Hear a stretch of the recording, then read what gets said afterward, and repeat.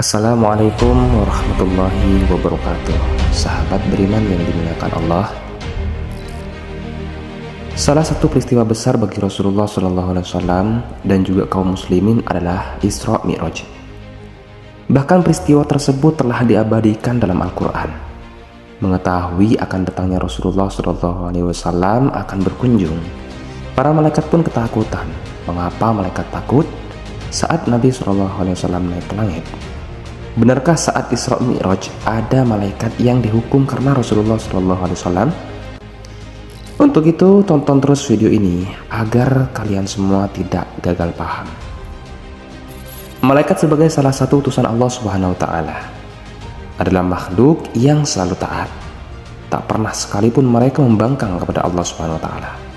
Hal ini diabadikan dalam Al-Quran, dan kepunyaannya lah segala yang di langit dan di bumi, dan malaikat-malaikat yang di sisinya. Mereka tidak mempunyai rasa angkuh untuk menyembahnya, dan tidak pula merasa letih. Mereka selalu bertasbih malam dan siang, tiada henti-hentinya. Dan Al-Quran surat Al-Anbiya ayat 19-20. Salah satu bentuk ketaatan malaikat adalah ketika diperintahkan sujud kepada Nabi Adam alaihissalam, walaupun mereka sempat tidak setuju dengan penciptaan Nabi Adam alaihissalam. Dan ingatlah ketika kami berfirman kepada para malaikat, sujudlah kamu kepada Adam, maka sujudlah mereka kecuali iblis. Ia enggan dan takabur, dan adalah ia termasuk golongan orang-orang yang kafir. Quran surah Al-Baqarah ayat 34. Bukti bahwa para malaikat sujud kepada Nabi Adam alaihissalam diabadikan dalam firman-Nya, lalu seluruh malaikat itu bersujud semuanya. Quran surat Shad ayat 73. Siapa yang membangkang akan merasakan hukuman dari Allah Subhanahu wa Ta'ala. Hal ini dialami langsung oleh Azazil yang merasa lebih mulia dari Nabi Adam alaihissalam. Allah Subhanahu wa Ta'ala berfirman, apakah yang menghalangimu untuk bersujud kepada Adam di waktu aku menyuruhmu untuk bersujud kepada Adam?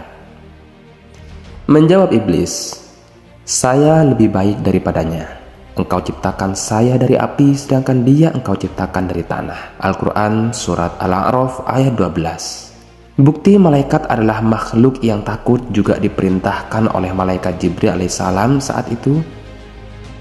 Ia sedang menceritakan kengerian neraka kepada Rasulullah SAW. Malaikat Jibril alaihissalam sampai menangis ketakutan. Tak hanya malaikat Jibril, Rasulullah SAW pun ikut bersedih. Percakapan keduanya diriwayatkan oleh Umar bin Khattab radhiyallahu anhu. Bagaimana aku tidak menangis? Aku lebih berhak menangis. Siapa tahu Allah yang maha mengetahui kelak aku memperoleh kedudukan yang bukan sebagaimana kedudukanku saat ini. Aku tidak tahu. Mungkinkah aku diuji sebagaimana iblis dulu? Ia berasal dari golongan malaikat, aku tidak tahu. Mungkin aku diuji sebagaimana Harut dan Marut. Ketakutan dan kesedihan mereka pun berakhir ketika Allah Subhanahu wa Ta'ala mengutus seorang malaikat untuk menyampaikan firman-Nya. Wahai Jibril, wahai Muhammad, sesungguhnya menjamin kalian dari kemungkinan melakukan kedurhakaan kepadanya. Bukti bahwa para malaikat juga merasakan ketakutan juga terjadi saat bertemu dengan Rasulullah SAW.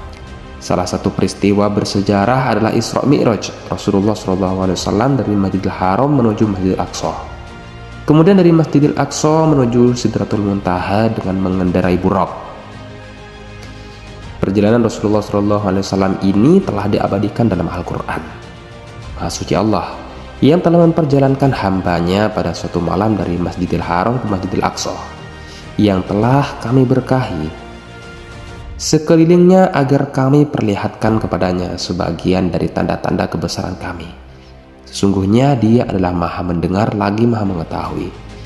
Al-Quran surat Al-Isra ayat 1. Pada peristiwa Isra Mi'raj Rasulullah SAW dengan ditemani malaikat Jibril menuju langit pertama. Saat sampai di langit pertama dan hendak masuk, Jibril ditanya, siapa yang bersamamu itu wahai Jibril? Jibril pun menjawab bahwa ia bersama Muhammad SAW yang diutus menghadap Allah Subhanahu wa Ta'ala. Malaikat yang bertanya itu pun membuka pintu dan mengucapkan selamat datang kepada baginda Nabi Muhammad SAW. Saat berada di langit, Rasulullah SAW mengunjungi para nabi. tingkatan langit yang berbeda-beda, dan salah satu nabi yang ditemui oleh Nabi SAW adalah Nabi Musa alaihissalam. Beliau mendapat saran dari Nabi Musa alaihissalam perihal perintah sholat. Rasulullah SAW sampai harus bolak-balik bertemu Allah Subhanahu wa Ta'ala dan Nabi Musa alaihissalam. Akhirnya Allah Subhanahu wa Ta'ala pun berfirman, "Wahai Muhammad, sholat yang aku wajibkan adalah 5 kali dalam sehari semalam. Pahala tiap-tiap sholat itu digandakan 10 kali lipat. Maka oleh karena itu, mendirikan sholat 5 kali sama saja dengan mendirikan sholat 50 kali. Dan barang siapa berniat melakukan suatu kebaikan, namun tidak menjadi melaksanakannya, maka dicatat untuknya 1 kebaikan. Dan andaikan dia melaksanakannya, maka dicatat untuknya 10 kebaikan. Dan barang siapa berniat melakukan 1 keburukan, namun dia tidak jadi melaksanakannya, maka keburukan tersebut tidak dicatat sama sekali. Akan tetapi, jika dia melaksanakannya, maka hanya dicatat 1 keburukan saja." Pada saat Rasulullah SAW ke langit, para malaikat digambarkan merasa ketakutan. Dari Abu Hurairah radhiyallahu anhu, Rasulullah SAW bersabda, "Apabila Allah memutuskan sebuah perintah di langit, maka para malaikat menundukkan sayap-sayap mereka dengan penuh takut, bagaikan suara rantai ditarik di atas batu putih. Apabila telah hilang rasa takut dari hati mereka, mereka bertanya, 'Apa yang dikatakan oleh Tuhan kalian?' Jibril menjawab, 'Tentang kebenaran, dan Ia maha tinggi lagi maha besar.'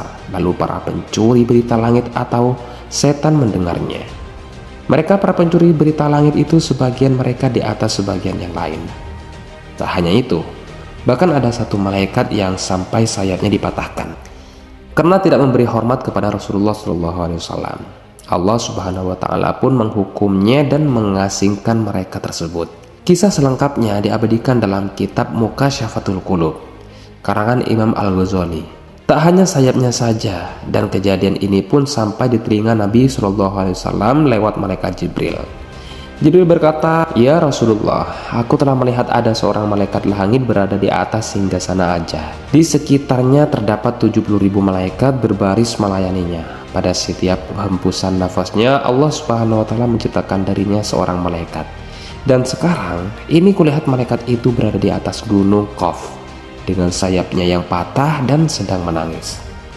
Malaikat itu meminta tolong kalau aku berkata, 'Apa salahmu?' Dia berkata, 'Ketika aku berada di atas hingga sana pada malam Mi'raj, lewatlah padaku Muhammad, kekasih Allah.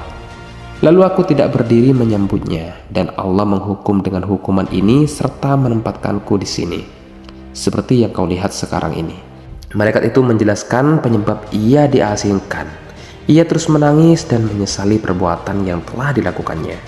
Malaikat Jibril pun mencoba mencari pertolongan agar bisa membantu malaikat yang malang itu. Malaikat Jibril pun meminta pertolongan kepada Allah Subhanahu wa Ta'ala. Lalu Allah Subhanahu wa Ta'ala pun berfirman, 'Hai Jibril, katakanlah agar dia membaca sholawat atas kekasihku Muhammad SAW.' Perihal malaikat bersolawat dalam Al-Quran pun telah diabadikan. Sesungguhnya Allah dan para malaikatnya bersolawat untuk Nabi. Wahai orang-orang yang beriman, bersolawatlah kamu untuk Nabi dan ucapkanlah salam dengan penghormatan kepadanya.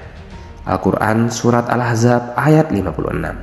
Sholawat itu sebagai pengagungan kepada Rasulullah SAW. Hal ini dijelaskan oleh Imam Fakhruddin Ar-Razi dalam kitab tafsir Mafatihul Ghaib. Beliau berkata, bersolawat kepada Nabi itu bukanlah karena kebutuhan beliau kepadanya. Bila Nabi membutuhkan solawat, maka tak ada kebutuhan terhadap solawat malaikat yang bersamaan dengan solawatnya Allah kepada beliau.